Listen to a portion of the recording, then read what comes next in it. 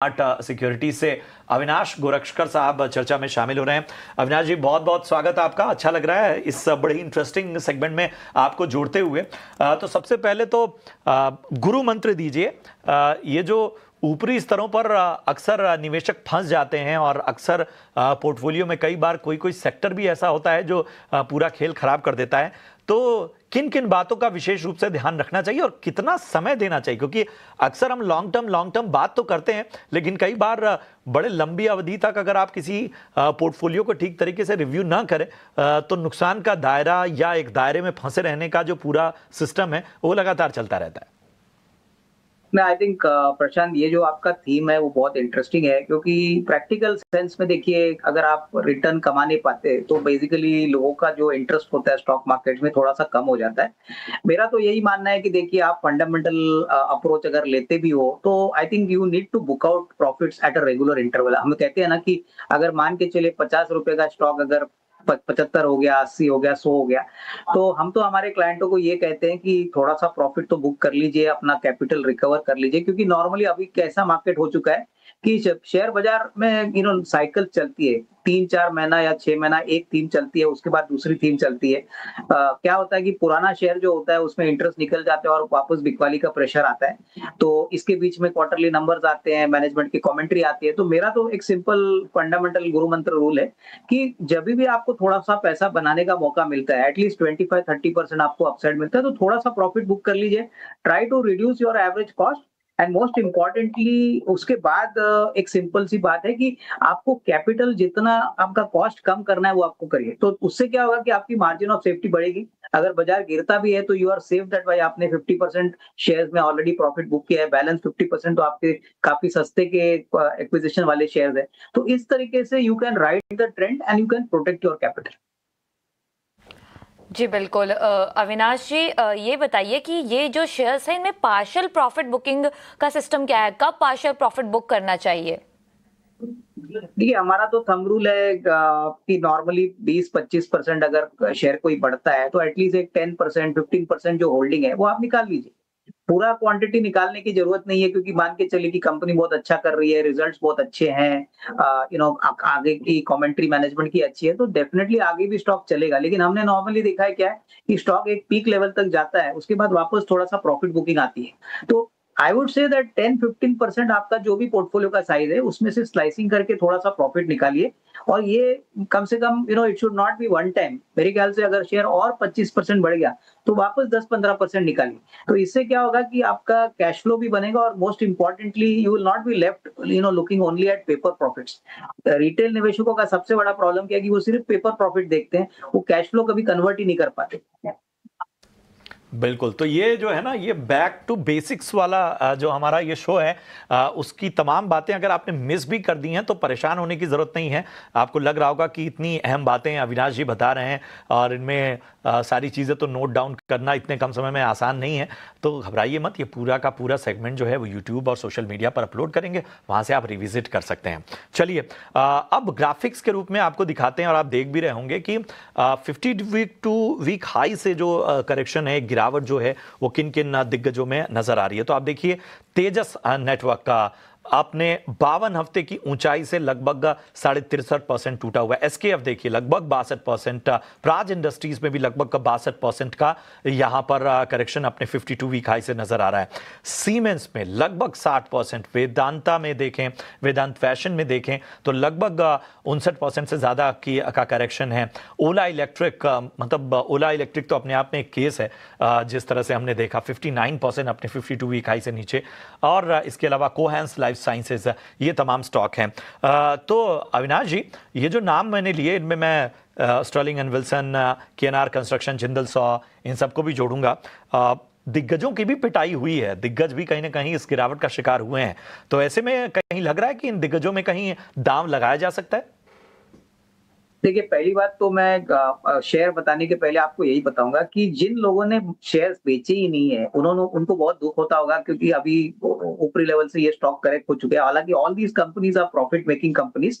तो नॉर्मली यही होता है रिटेल निवेशकों का कि ये बेचते ही नहीं। और अल्टीमेटली जब नीचे आते हैं तब वो परेशान होते हैं। तो मेरा तो मानना है कि देखिए you have to be very smart and non emotional when you want to book out some profits out of your shares, unless that is done पैसा बनेगा नहीं, क्योंकि ये मार्केट ही ऐसा है। आप अगर 5 साल का व्यू लेके काम करोगे तो पैसा बनेगा नहीं, आपको कम से कम एवरी 2 इयर्स के टाइम फ्रेम में थोड़ा-थोड़ा प्रॉफिट बुक करना है। Of course long term capital appreciation तो इम्पोर्टेंट है, but intermediate sell off is also equally important. अभी ये शेयर जो आपने मेरे को बताया उसमें से एसकेएफ और प्राज इंडस्ट्रीज मुझे लगता है काफी इंटरेस्टिंग बेट्स होंगे। देखिए तेजस नेटवर्क में भी अगर आप जानते हो तो टाटास ने अभी यहाँ पे स्टेक लिया है। तो if you look at the 5G roll out which is going to happen, plus जिस प्रकार का एक्सपेंडिचर आने वाला है, इसमें कोई डाउट नहीं कि कोई दूसरी कंपनी ऐसी नहीं है तेजस नेटवर्क के मुकाबले में अच्छा प्राइसिंग दे, अच्छा प्रोडक्ट दे। तो अगला 1.5-2 साल तो अच्छा रहेगा, लेकिन थोड़ा सा पेन अगर आप सहने की ताकत रखते हो एटलीस्ट 1 और 2 quarters, Tejas network can make good money. Again SKF जो कंट्री का सबसे बड़ा बॉल बेरिंग मैन्युफैक्चरर है, अभी ऑटो में अगर ग्रोथ आता है जीएसटी कट्स के बाद तो बेरिंग की कंजम्पशन तो जरूर बढ़ेगी, ओईएम सेल्स बढ़ेगी, और एमएनसी कंपनी है तो डेफिनेटली बाउंस बैक करेगी। प्राज इंडस्ट्रीज की मैं अगर बात करूं तो कंट्री का सबसे बड़ा एथेनॉल मैन्युफैक्चरर है। एथेनॉल का जिस प्रकार से गवर्नमेंट ने एक्सपेंडिचर प्लान किया है, देखिए ऑलरेडी क्रूड के प्राइसेस सॉफ्ट हो चुके हैं, तो थोड़ा बहुत इफेक्ट एथेनॉल पे आया है, but government wants to promote ethanol in a big way. तो दो तीन शेयर जो ये है, यहाँ पे अगर आपको लंबी अवधि के लिए पैसा लगाना है तो आप एटलीस्ट एक थोड़ा थोड़ा अमाउंट आप यहाँ पे एलोकेट कर सकते हो, क्योंकि जब बाउंस बैक आएगा तो मुझे लगता है कि शायद जनवरी टू मार्च के क्वार्टर में आपको दिखना चाहिए, क्योंकि business is improving, volume is improving, and obviously these are all very good managements. इनके मैनेजमेंट भी बहुत अच्छे हैं, ऐसा नहीं कि कोई ऐसा मैनेजमेंट है जिसने डिलीवर नहीं किया है। तो थोड़ा समय आपको यहाँ पे देना पड़ेगा। हालांकि ऊपरी लेवल से ये गिरे हैं तो आपको वो पॉइंट ऑफ व्यू से काम करना है कि इसमें जल्दी अपसाइड नहीं मिलेगा, बट अगर आपको अभी खरीदेंगे तो आपको सस्ते भाव में अच्छा बिजनेस मिल रहा है। चलिए, तो याद रखिए 3 अहम स्टॉक इस जो कि करेक्शन का शिकार हुए हैं और जहां पर कहीं ना कहीं एक रिकवरी बहुत बेहतर तरीके से नजर आ सकती है, वो है एसकेएफ, प्राज इंडस्ट्रीज और तेजस। अविनाश जी की राय में, अविनाश जी, ये जो आप बात कह भी रहे थे कि जाहिर सी बात है कि एक टेंडेंसी बन जाती है रिटेल इन्वेस्टर की कि वो कहीं ना कहीं ऊपरी स्तरों पर खरीदारी कर लेते हैं, कब निकलना है ये नहीं सोच पाते हैं। उसके अलावा चूंकि ये बड़ी अहम चर्चा हो रही है, क्या बेसिक फंडामेंटल वक्त वक्त पे चेक करने चाहिए? मतलब कुछ बातें तो आपने बताई, लेकिन अगर मैं मानता हूं कि ये शो जो देख रहे होंगे उसमें बहुत ज्यादा नए लोग होंगे जो ये तजुर्बा पहली बार कर रहे हैं, तो उनके लिए क्या सलाह होगी? किसी कंपनी के फंडामेंटल्स और बाकी पहलू में किन बातों को सबसे पहले ध्यान रखना चाहिए? पहली बात तो देखिए, कोई भी स्टॉक में एंट्री करने के पहले आपको देखना है कि उस स्टॉक का प्राइस परफॉर्मेंस क्या है। अगर वो शेयर ऑलरेडी 2 गुना 5 गुना ऑलरेडी बढ़ चुका है और उसके बाद आप एंटर करते हो तो आपको अल्फा बनाने का मौका मिलेगा ही नहीं। हम एनालिस्ट है तो हम कोशिश करते हैं कि ऐसी कंपनीज में एंटर करें जो नॉन ग्लैमरस है, नॉन फैशनेबल है, जो कोई बात नहीं करता है। तो ऐसे जगह पे आपको पहले नजर रखनी है, और ये कोई डिफिकल्ट बात नहीं है। आजकल तो बहुत सारे सॉफ्टवेयर आपको मिलते हैं, बहुत इंफॉर्मेशन इंटरनेट पे मिलता है, तो थोड़ा सा पढ़ना जरूरी है। देखिए प्रशांत, प्रॉब्लम क्या है कि लोगों को मेहनत करनी नहीं है, उनको जल्दी जल्दी काम करके पैसा लगाना है। अगर आईपीओ की भी बात करें तो मैं समझता हूँ कि काफी लोग ऐसे हैं जो बेसिक प्रोस्पेक्टस पढ़ते नहीं है, वो जानते नहीं कंपनी क्या करती है, उसकी प्रॉफिटेबिलिटी क्या है। तो थोड़ा बहुत होमवर्क आपको करना पड़ेगा, और मुझे लगता है कि फ्रैंकली स्पीकिंग जो चर्चे में नहीं है शेयर, पहले उसके ऊपर फोकस करिए। और जो ब्लू चिप कंपनी है, जैसे ऊपर लेवल से आपने जो बताई जो नीचे गिरी है, आपको मेरे ख्याल से देखना है कि उसका प्राइस एक्शन पिछले 6-12 महीने में कैसा है। अगर वो ऑलरेडी 5 गुना 10 गुना बढ़ी है तो देन आपको कोई बड़ा गेन मिलेगा नहीं, क्योंकि normally retail investors come only for a short period, वो क्विक गेन्स बनाने के लिए ही आते हैं। आपको पोर्टफोलियो बनाना है तो ठीक है, बट अगर आपका नजरिया 3-6 महीना है तो then there is no point in entering in these already kind of counters। तो पहले तो ये देख लीजिए। और दूसरा मुझे लगता है कि कहीं ना कहीं देखिए कंपनीज अपने कॉन्फ्रेंस कॉल करती है, अपने एनालिस्ट मीट्स करती है, तो आजकल तो वो भी इंफॉर्मेशन सबको मुफ्त में अवेलेबल है। कॉन्फ्रेंस कॉल कोई भी लॉग इन करके अटेंड कर सकता है। तो थोड़ा सा उसके ऊपर ऑब्जर्वेशन करिए। उसका कॉन कॉल अगर आप अटेंड नहीं कर पाए तो उसका कॉन्फ्रेंस कॉल ट्रांसक्रिप्ट मिलता है। देखिए ये सारी बातें इंफॉर्मेशन ड्रिवन है, तो ये इन्फॉर्मेशन अगर आपके पास है तो आपका जो डिसीजन मेकिंग प्रोसेस होगा वो और भी पहले से अच्छा होगा। तो I think these are the basic things which I think the retail investor should do, but ये जरूरी है अगर, क्योंकि उनका ही हार्ड एंड पैसा है। बिल्कुल अविनाश जी, सही कह रहे हैं आप कि स्टॉक लेना ही एक काम नहीं होता है, बल्कि बीच बीच में फंडामेंटल्स भी चेक करने चाहिए। लेकिन अब नया साल आ रहा है, ट्रेड डील से भी काफ़ी अच्छी उम्मीदें नज़र आ रही हैं। आप बताइए, आप अगले आने वाले समय के लिए कौन सी जो सेक्टर्स है, कौन सी थीम पर फोकस कर रहे हैं, कौन सी है आपकी टॉप पिक्स? देखिए, मेरे ख्याल से टॉप पिक्स में तो हमको सरकारी बैंक्स पसंद है, और एक बैंक जो हमको काफी लगता है बहुत अंडर वैल्यूड है, प्लस यहाँ पे एक इवेंट ट्रिगर भी है, वो है आईडीबीआई बैंक। देखिए, अभी खबरें तो आ रही है कि आईडीबीआई बैंक कोटक बैंक लेगा, अभी ये कंफर्म नहीं है, बट एक बात तो क्लियर है कि इस बैंक ने बहुत काम किया है। मेरे ख्याल से इनकी एसेट क्वालिटी भी ठीक ठाक हो चुकी है, प्लस पूरी तरह से बैंक प्राइवेट सेक्टर को बेची जाएगी, तो ये एक बहुत बड़ा ट्रिगर रहेगा। Third quarter number also will be good. In fact second quarter में भी नंबर्स प्रॉफिट के काफी अच्छे हैं। पिछले साल 7,600 करोड़ का प्रॉफिट इन्होंने किया था, तो मुझे लगता है कि 125-130 का एक नियर टर्म का टारगेट बन सकता है। उसके बाद कौन सा बायर आता है, किस प्रकार से स्ट्रेटेजी बनती है, वो आपको देखना पड़े, but at 100 rupees it looks to be very attractive, तो ये एक फर्स्ट हमारा चॉइस रहेगा। बिल्कुल, तो ये तो थी बैंक की बात, लेकिन आईटी और ऑटो सेक्टर से आपको क्या पसंद आ रहा है?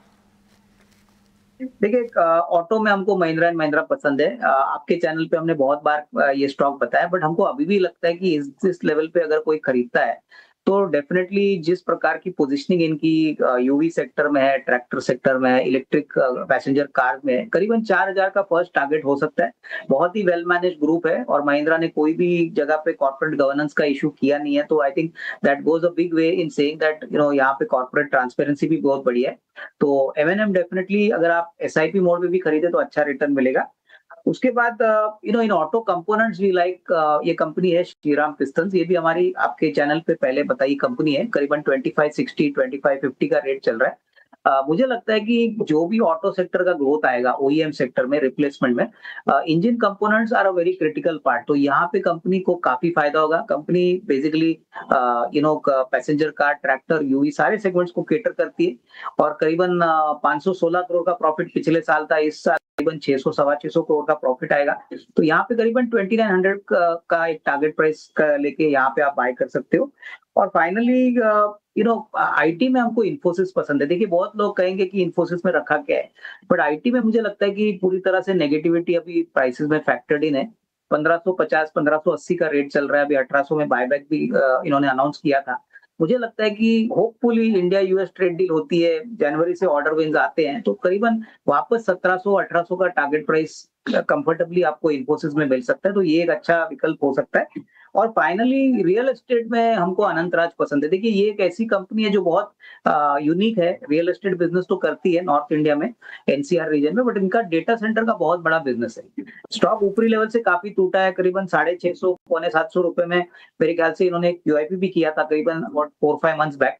तो इनके पास काफी बड़े इन्वेस्टर्स ऑलरेडी एंटर कर चुके हैं, और plus data centre business is going to be the next big opportunity for them. तो ये भी मुझे लगता है कि अगर आपका नजरिया 12-15 महीना है, तो यहाँ पे भी 675-680 का टारगेट प्राइस मिलेगा। तो ये सारे सेफ स्टॉक्स मैंने आपको बताए, जो मुझे लगता है कि अगर कोई प्रॉपरली इन्वेस्ट करके होल्ड करता है 12-15 महीने के लिए, तो अच्छा खासा पैसा बनेगा। चलिए, तो अनंतराज, एमएनएम, इसके अलावा Shriram pistons, IDBI bank, Infosys, ये तमाम टॉपिक अविनाश जी की तरफ से। अविनाश जी, बहुत बहुत धन्यवाद, बड़ा अच्छा रहा शो, और मेरे ख्याल से ये जो बैक टू बेसिक्स हमने किया है, ये बड़ा आवश्यक हो जाता है इस तरह के बाजार में, जिनके बारे में लोगों को कई बार इस तरह का तजुर्बा कम होता है।